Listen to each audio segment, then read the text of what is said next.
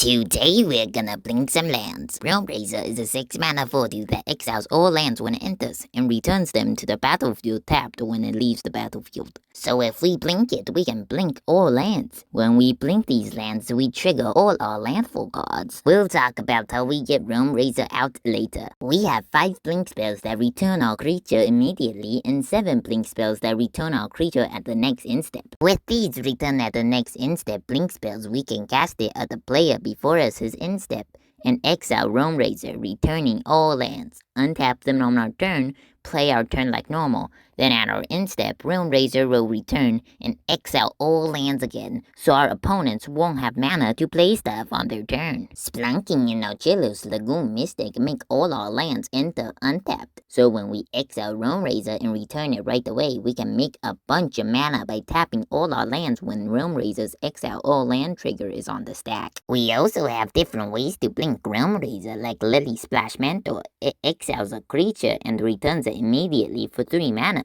Abuelo Ancestral Echo is the same, except it returns the creature at the next instep. You can pay 2 mana and tap Rune the Hidden Realm to exile a creature and return it the next instep. Gilring Dundane Protector is the same, except you can choose to return it right away or return it at the next instep. Menador Swift Savior exiles a creature and returns it immediately when it deals combat damage to a player. Another round costs XX2 and white, and it blinks all our creatures X+1 times. And these blink spells can also be used as protection spells for Realm Razer. All this land blinking is nothing if we don't have landfall cards. Let's start with card draw. Tetiova, Benthic Druid, draws us a card and gains us a life when a land enters the battlefield under our control. Territory Curler draws us a card if the top card of our library is a creature card. If not, we get to surveil 1 whenever a land we control enters. Royal Cartographer has landfall make an energy, and we can pay 6 energy and tap it to draw 3 cards, so every land is like half a card. Cosima, God of the Voyage, is kinda complicated, so you can pause the video to read it if you want, but it essentially has landfall draw card. Valakut Exploration Impulse draws us a card whenever a land we control enters, and if we don't play it this turn, we get to do 1 damage to each opponent. This can draw us a bunch of cards and do a bunch of damage to our opponents. Sire of Stagnation is insane in our deck. This is whenever a land enters the battlefield under our opponent's control, we draw 2 cards and they exile the top 2 cards of their deck. Remember, Realm Razer also blink our opponent's lands. You need to be careful with this card, assuming our opponents each have 8 lands, we'll drop 48 cards every time we blink Realm Razer. Now that we have all these cards, we need mana to cast them. I mentioned earlier that if we have Splunking or Archelos, we can make a lot of mana when we blink Realm Razer, since our lands enter untapped. You could play Ambulant Vigor and Tiller Engine as extra land enters untapped effects if you want, but they're a little too expensive money-wise for my version of this deck, which is only $34.72 at the time of recording. Lotus Cobra, Tireless Provisioner, and Soulseeder Hierophant all make a mana whenever a land we control enters the battlefield.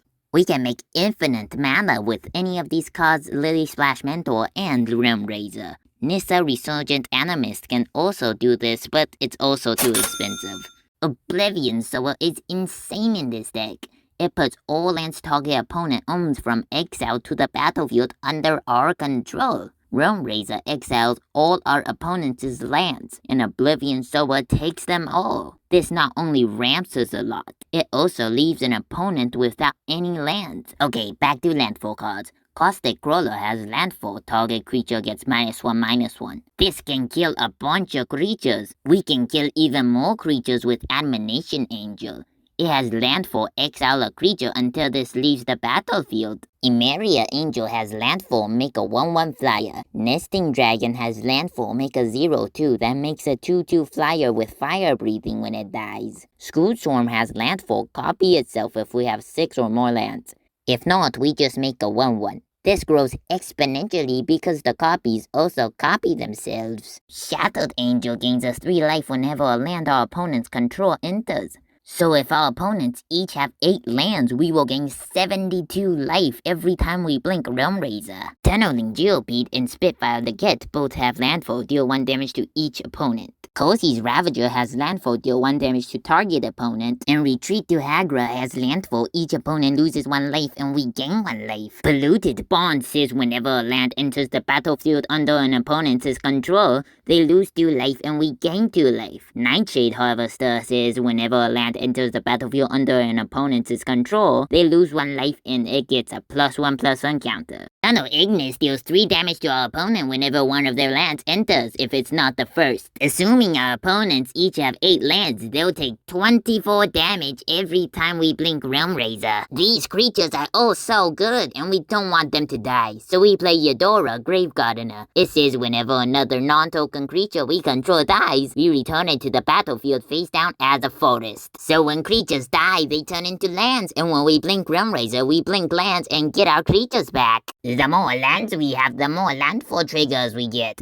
So we play Rampant Growth, Harrow, Roiling Regrowth, Spring Bloom Druid, Emergent Sequence, and Kalni Hot Exploration as ramp spells. And finally, we're gonna talk about how we're gonna get Realm Razor out every game. But before that, please subscribe if you enjoyed this video. This is a new channel, so it'll help a lot. Thank you. Realm Razor can't be our commander, but we still need to get it out every game, so our commander is gonna be Codie, Vociferous Codex. It has an activated ability that you can pay 4 mana and tap it to add Uberg mana. And it essentially gives our next instant or sorcery spell Cascade for only instants or sorceries. So if we activate Codie and then we cast a 1 mana instant or sorcery, we will get to cast the only 0 mana sorcery in our deck for free. And it's Profane Tutor. It searches a library for a card and puts it in our hand. And that's how we get Realm Razor in our hand. But we can't cast it if Codie is in play, since Codie also says we can't cast permanent spells. We can solve this by sacrificing Codie with our 1 mana spells. So all the 1 mana spells we play sacrifices a creature to do something. 6 of them kill a creature, 2 of them draws 2, and 1 makes 3 mana. And we play 37 cheap lands in a Kazuntu Mammoth, which is a 3/3 that gets +2/+2 whenever a land we control enters the battlefield. It can also be played as a land. I didn't put a Shaya in this version of the deck, but it can turn all our creatures into forests. This will make Realm Razor a land, which means it'll exile itself when it enters, which will return all lands including itself, causing an infinite loop. So the game will end in a draw if we don't have a landfall card that can end the game. Thank you so much for watching. The deck list is in the description. I hope you enjoyed it. If you did, you might enjoy another one of my videos where I build a deck that cares about every creature type.